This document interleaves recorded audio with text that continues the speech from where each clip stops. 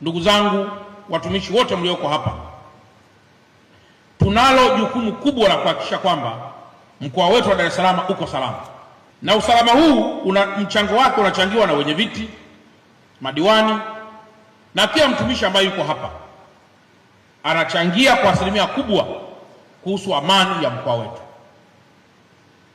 Vurugu zikitokea kwenye huu mkoa halafu mkoa ukafungwa, maana yake mazao ya chakula hayataingia ndani.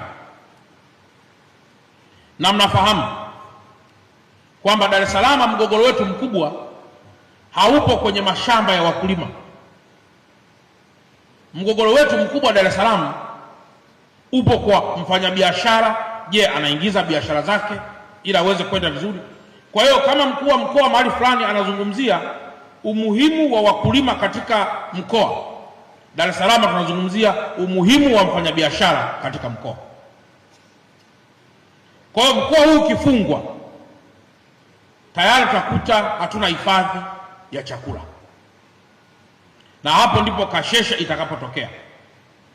Na kukiwa kuna food insecurity, maana yake inaweza kupelekea political instability, na kukiwa kuna political instability, maana yake muda wote inaweza tukarise kitu kinaitwa sporadic political squabbles, kwamba tukaendelea kupigana wenyewe kwa wenyewe sporadically, halafu mwisho wa siku mambo yakawa mabaya zaidi.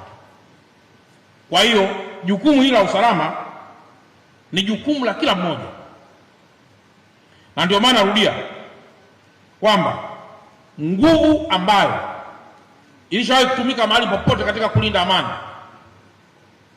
ilikuwa ni majaribio ya kuona, je, jambo lolote likitokea katika taifa letu tunaweza. Lakini amani ya taifa letu hailindwi kwa compromise, inalindwa kwa kila aina na kila namna. Kwa hiyo niwaombe sana jukumu hili la usalama, na katika hili katawala mkoa na mkuu wa wilaya tulielekeza kwamba kila mitaa iwe na sungusungu, kila mitaa iwe na sungusungu, ambapo sungusungu hii tujaribishe pia kutumia wadau wetu wa ndani kuweza kuona namna ya kusaidia gurudumu hili la ulinzi katika maeneo yetu. Lakini zaidi pia agenda ya usalama itolewe kwenye makanisa, misikiti, mashuleni, kila mahali, ili maeneo yetu yaendelee kuwa salama zaidi. Kwa mfano, napenda sana kutumia mfano huu. Wakati yule kijana wetu juzi amechukuliwa na wale wahuni wakamuua kwa kumchinja, nadhani mliona karibu siku tatu, karibu wiki moja nzima, taifa linazungumzia kuhusu kutoweka na kuchinjwa kwa yule kijana wetu.